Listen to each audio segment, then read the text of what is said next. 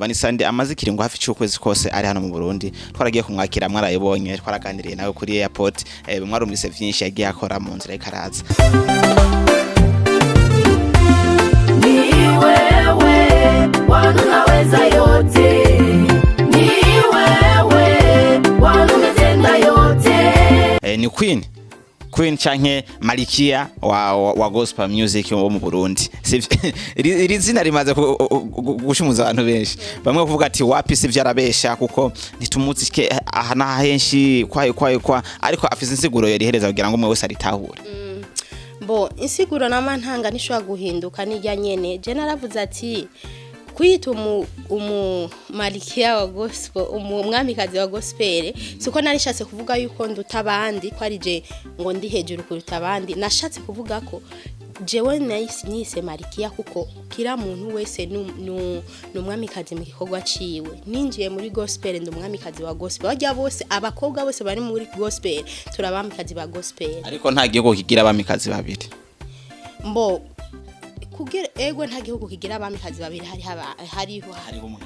hariho umwami mugabo je rero sanse nashatse kubivuga sinzi ko abantu bashora nawe ushora kuntahura bo je ico kintu cyo kivuga ko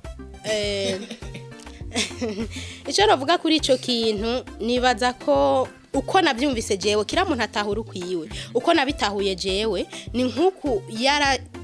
tuvuga ati sinari kuva muri Canada ata amafaranga afise sino kwishikana ngata amafaranga afise ibi n'ubutumwa burashaka amahera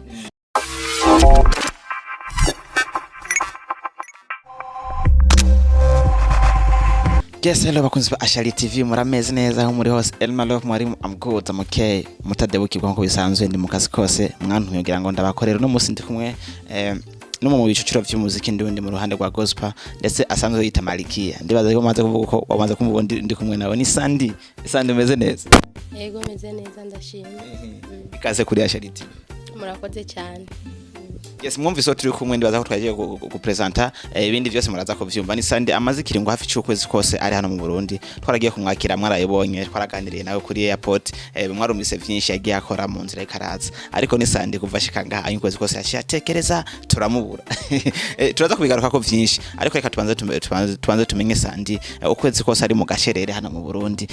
yavyakiriye gute Burundi bwamwakiriye gute kwanza nongenda bashimire kandi kukigoro mwagize kutakundaba kandi hama jewe mwaraje kunyakira nari nje mva mu gihugu ca Canada mugabo nashikiye muri Tanzania marayo indwi zibiri hari ibyo nari ngiye gukora ibyo collaboration hama ndaza ngaha mu Burundi nukuri naranezerewe benshi baraje kunyakira abajournaliste benshi sinari ndavyiteza ariko nabonye ikiganza c'Imana hama ubu ndi ngaha ndiko ndakora ibikorwa haize ukwezi kugomba gukwire ndi mu bikorwa yego ndi mu bikorwa byinshi bishasha biraje ukwezi kose uri mu Burundi n'abajeti abarundi bakwakiriye gute Burundi bwakwakiriye gute akayaga ko Burundi kakwakiriye gute ko wari umaze imyaka myinshi cyane udahongera mu gihugu cy'u Burundi ego banyakiriye neza nukuri ndashima ngaha mu gihugu baranyitayeho benshi baraza kundaba nkuko namwe mwaje kundaba hariho nabandi ba journaliste bariko barabisaba ko buza kundaba mugabo kubera nari nkiri mu bikorwa navuze ati reka manze nkora ibikorwa hama tuzovugana mu nyuma umuziki w'u Burundi muri gospel wawusanze gute uko wozugase niko wari wasanze umeze ego uko nabiziga niko nasanze meze kubera kuva hari ndi Canada narakurikirana cyane gospel z'u Burundi rero nabonye nta cyahindutse gihari ni kujyanye n'ibintu bimeze neza ego ugishika ngaha anya umuririmbyi kazi w'umuri cyangwa umuririmbyi w'umurundi muri gospel wavuga ati uko namwiyumvira siko nasanze ameze yoba yarindi cyangwa uvuga ati nasanze hariho ama talent akomeye cyane ntarinzi ntari bukabona kuva nk'indi hari ntabwo ndatembera cyane ngo mbone nakangwa koruko ariko muri bake tumaze kubonana ndabona ko vraiment kujyana babona kuri televiziyo niko nabasanze ego agastori gatoye ni Sandy numva ngo yagiye gusenga ageze kwisengera abambutyashe nyinshi y'abantu kuza kumurumbira nk'icyamamare ego vyarashitse naho bangiriye ama surprise ntari niteze indwi ya mbere ishengero nagiye gusengamwo barankorera kweri ntabyo nari nizeye n'ukuri ariko barankoreye n'ama surprise gushikanaho najewe ndira ego uha umwanya mu isengero wo kugira ngo ugire ishishukirije abantu baba baje gusenga ikintu cya mbere ushira imbere kibari iki uvuga ati ikintu cya mbere nuba kono babwira cyo barike ikintu ca mbere ndabasaba no kudusengera twebwe abaririmbye ba gospel kubera usanga bitoroshe badusengere ni ikintu gisaba amasengesho kweri kuronka amajambo y'abantu kugira abantu bayashime kandi ubutumwa bugere kure n'amasengesho nico kintu ca mbere n'amasaba bamwe bakavuga ati abarimvyi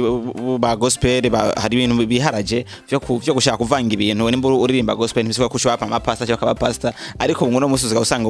umurimvyi ari mu isenga akavuga ubutumwa urumva ngo baza kuja muri kariyeri y'ibintu bitari ivyo wabo kuri sanda bivuga kwiki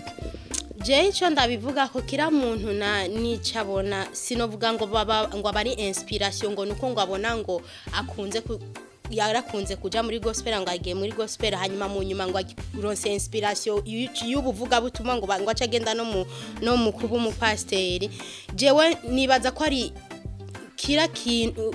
nivy'Imana yamuremanye je niko nibaza sinza yashobora kuba umundi muntu aramuinspire akabijamwe ariko dukorere kuri talent z'umuntu kira muntu wese afise ic'Imana yamuremanye ategerezwa gukora kubwanje sinzi ko hazogeraho mba nugurira ishengero mbe pasteur narabaye umuririmbyi nibaza ko bikwiye kubera nabwo nyene n'ubutumwa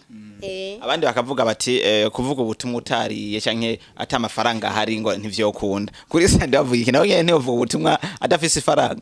bon je ico kintu shono kivuga ko ico novuga kuri ico kintu nibaza ko uko navyumvise jewe kira muntu atahura ukwiwe uko nabitahuye jewe ni nkuku yara tuvuga ati sinari kuva muri Canada ata amafaranga afise sino kwishikana ngata amafaranga afise ibi n'ubutumwa burashaka amahera burashaka amafaranga ko muri Canada taburyo mfise sinari gushika mu Burundi ngo nitwovuga Yesu ata amafaranga none nari kuza kumuvuga gute nari kuza kumuvuga gute ata amahera afise oya ntabwo ari uko si kuvuga Yesu turamuvuga ariko je mfatiye ku kintu citike iyo ntaro nkitikishikana mu Burundi ngo nze kumuvuga Yesu ntivyari gukunda vyari guherera hari naramuvuga mbo kira muntu yabitahuye ukwiwe ariko sinzi ico yoba yarashatse kuvuga wabivuze ariko kubwanje nabitahuye ko kuvuga Imana navyo nyene bisaba uburyo yes tweko turateye inkuru gato kugira ngo turyoherwe twishimye twumvirize twigana hino ariko sandi no munsi kategori iki urugendo rwe rumeze gute yaravuze ati ninashika mu Burundi harigeno haguma cyangwa sindi hagume azokwerekeza he azoja muri Kenya hamwe yavuga kiri muri Tanzania cyangwa yebeze gute jewe ndacari ngaha mu Burundi kandi igihe cyo kuba ngaha mu Burundi mu bisanzwe cari caramperanye ariko narongeje iminsi kugira ngo mpeze ibikorwa ari bwizana cyane kandi mboneye nakajyo kukuvuga ko hariho ndabona ko nicaye igihe kirekira atani igikorwa nderekana mboneyeho n'uburyo bwo kuvuga ko hari igikorwa gishasha nshaka ntange muri iyi minsi nyene tucitege burera akazi karatanguye ndatanguye kulansa mu gihe kubona ibikorwa vyanzanye mu Burundi hama mvuye ngaha sinovuga ngo hari ikindi gihugu nzocamwe n'ukuri robambesha ariko nzogaruka kuko ndifuza gutemberera ibihugu byose vya East Africa naragiye Tanzania ndifuza kuja Kenya ko ndafise abantu naho nyene no mu Rwanda ndifuza kugira ibintu napanze kuva kera ariko uburyo urabona bisaba uburyo ni bimwe nakubwira ati kwamamaza Yesu mu bihugu bitandukanye ni vyiza ariko bisaba itike birumvikana urumva rero nzosubira Canada hama nipange nzogaruka nyene ntemberera ivyo bindi bigo bisigaye na cyane ikintu nshaka tuganira ko cyane ni indirimbo coming soon agomba ari kuri se imeze gute uko yaragiye gukora ama interview muri Tanzania aratubwiye ko afise collab na Bahati Bukuku ndetse nabandi benshi cyane batandukanye ariko turimva ati eski collab yo bari mwe ya Bukuku canke izo bari zindi nimba atari banga ni yihe ndirimbo igira isohoke indirimbo igira isohoke nayise yawe ni indirimbo mu bisanzwe yo gushima ivy'Imana yankoreye nivyo yakoreye abandi urumva dukorera kategori zose niyo giye gusohoka muri iyi minsi tuyirindire kandi tuyirindirane gishika ndizeye ko muzovyakirana igishika n'umunezero cyane no kudusengera nico nama mvuga kugira umuntu ashima ikintu biragoye ariko bisaba amasengesho ego yawe ni indirimbo yiwawe uri wenyene sivyo kubera iki indirimbo watwemereye z'amakolabo utazishize ku mugaragaro kugira ngo usige vibe mu gisagara ugenda uvuga ati nyene ndabasigiye umuti basigaye barinovora akantu kanje zirahari si kuvuga ko ntashatse kuzitanga ariko nashatse kwanza ntangure kuko hariho bishobora bakomanta ngo uyita umwamikazi niturabona ibikorwa byawe ibintu byinshi nico gituma nashatse ntamanze ntangure kure ibikorwa by'iwanje kwanza bamanze bamenye Sandindu Imana ninde hama cande kuri ayo makora nakoranye n'abandi mu nyuma arahari si kuvuga muri Tanzania gusa muri Tanzania nakoranye na babiri Masamu Ipaja na Batibuku no ngaha mu Burundi hariho benshi twakoranye rero bazobibona ego twumvise neza yuko indirimbo igiye isohoke ari indirimbo yiwe wenyine ariko kandi yitwa yawe sivyo yitwa yawe mu ndirimbo harimo ni indirimbo y'ishimwe ni indirimbo y'ishimwe no gushima nyene no bon mu ijambo rimwe ni indirimbo yo gushima warisha hano mu gihugu cyacu sivyo ndavuga cyane hano iwacu turafise benshi ba gospel turavuga nka Rebecca Metusela ba New Generation asanzwe karakora neza turafise za MTC n'izindi nyinshi cyane zitandukanye nabahe baririmbyi wegera uravuga ati reka nkorane nabahe kugira ngo nze nsige nanje tash canke kashe muri bo ninagenda bo ninaronka akanya ko gukorana na benshi nzokorana benshi nariviriye kwikorana indirimbo na Alvera nariviriye gukorana indirimbo na Sabasi nariviriye gukorana indirimbo na Abeli abo onibo mboni hariho nabandi bari ko barabisaba ko twokorana indirimbo umwanya ubonetse tuzokorana harabaririmbyi benshi mu Burundi abo ndabavuze kubera nibo tumaze kwicara hamwe tukaraba ico twokora ego imbere ko turangiza iganiro kugira ngo ntiturandire twavuganye vyinshi twagyohewe ni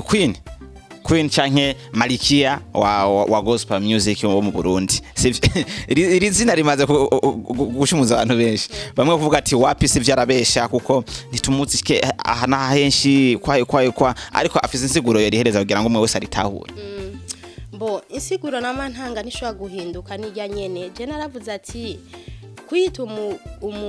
Malikia wa gospel umwamikazi wa gospel siko narishatse kuvuga yuko ndutabandi ko arije ngo ndi hejuru kuruta abandi nashatse kuvuga ko jewe nise Malikia kuko kira muntu wese n'umwamikazi mu gikorwa ciwe ninjiye muri gospel ndumwamikazi wa gospel bajya bose abakobwa bose bari muri gospel turabamikazi ba gospel ariko nta gihugu kigira abamikazi babiri mbo kugira ego nta gihugu kigira abamikazi babiri hariho umwami mugabo je rero sanse nashatse kubivuga sinzi ko abantu bashora nawe ushora kuntahura ndi umwamikazi mu gikorwa ciwanje kandi n'abahungu bose bari mba gospel n'abami ba gospel ndakubwira igituma muri Petero wa mbere igice cya 2:9 haravuga ati twatoranijwe kuba abami n'abaherezi rero nabaye mu gospel naramaze gutora ndi umwamikazi urumva twatoranijwe kuba abami n'abaherezi rero twarabihawe n'Imana turabamikazi baguturira imbere Imana ubwami twaramaze kubuhabwa je numva ko ari cyo no basigurira ako sikuvuga ko nduta abandi oya niho nkitangura ariko ndi umwamikazi mu gikorwa cyanje ahari umwamikazi aba hari umwami kuri Sandi umwami avuga ati je umwami umuyenda cyagura umwami no cyagura naka nga mu Burundi oya ntabwo ari muri kategori yo kugira ngo abami n'abamikazi rero ko natoranije kuba umwamikazi no hari abaherezi n'abamikazi ko natoranije kuba umwami hama muri ya kategori nyene ya gospel umwami wanje ashobora kuba ari Imana yego Sandi tutarandiriye indirimbo yawe tuyitege kizengaye kugira ngo turangize sishobora kuvuga itari kurazi ibyuma ntibisezerana ariko ni muri iyi minsi nyene nibaza ko itashobora gushika la semaine prochaine itarasohoka ishitse naho muyinga iza ntabwo ishobora kurenga ariko jewe ndabyizeye muri imisi 2 dejuru muzobona cover cyane n'igikorwa ciza yes bakunze ba Shali TV mwumvise neza yuko turagana na Sandi maraze ko je nguma ngora yaratekereje sana ndavuga ati no jiva ko ndamugora kugira ngo abanza avuge cyane ndamukuremo kwanza umwuka ariko vyari biryoshe byari binezereye ariko twibagiye akantu kamwe twatanguye iganiro cishimwe y'Imana ntitwigeze tunasenga turangiza dusenga Imana vraiment basego reka dushime Imana kuko byose namasengesho abikora kandi ni yatumye tubaho reka tugushime mwami Imana kuko uri Imana uhambaye kandi ugororotse waratuzigamye ibihe byose hariho beshe bamaze gutandukana n'inosi ariko twara tuzigamye ntacyo twarico ntabwo twari duhambaye habanamba ariko n'ubuntu n'imbabazi gusa watugiriye reka tuvuga ati shimo n'icubaro bibi vyawe mani iki kiganira aho kizogera abazocumva gitandara kizima kize kifashe benshi kize kiremeshe benshi ibirimo vyose gitandara kizima ntihagire uzotahura nabi ariko dutahuze kuko turi abana b'abantu dutahura gutandukanye uhezagira abaje kunkoresha ikiganiro mani ujane nabo kandi uzigame akazi kabo kandi ubahezagire mu kazi kabo ishimo n'icubaro bivyawe mu izina rya Yesu Kristo amen. Yesu bakunzi ba Ashari TV aho turarangije iganiro ndibaza dushime cyane Sanda dusenge ndetse asengeye namwe bwese mwe dukurikirana arakurikirana kino kiganiro ntibagira kugipartage kugira ngo bose bumvirize ubutumwa Sanda dushikirije ndetse nico agona Amen. Sivyo Sanda Imana ikumbe ndagusezera ya turi muri corona